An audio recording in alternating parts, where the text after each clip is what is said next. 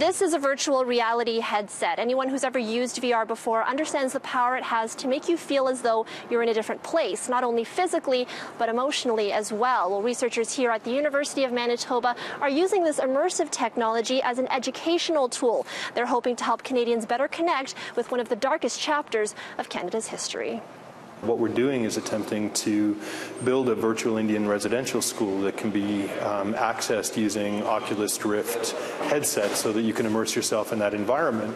And we're using it as a kind of heritage project that's designed to explain about the residential schools, and we're also using it as a research project that's designed to figure out if this kind of immersivity actually improves people's empathy, their ability to feel for the individuals whose situations are depicted in the world.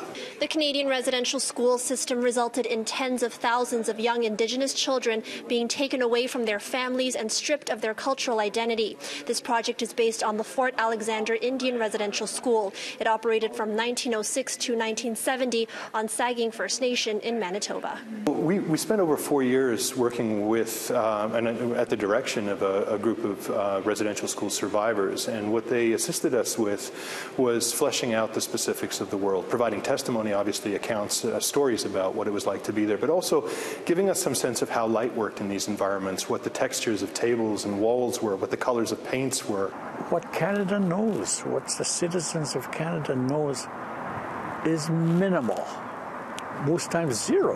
Theodore Fontaine is a survivor of Fort Alexander. He led the Governing Council of Manitoba residential school survivors who were consulted on the project.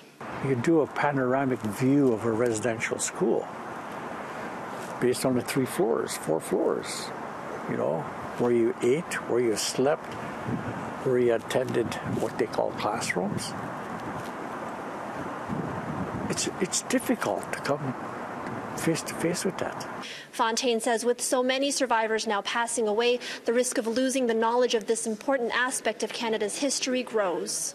So it's very satisfying, you know, to be able to share actually what happened with us, to share not only our people, but also the rest of Canada, even the world.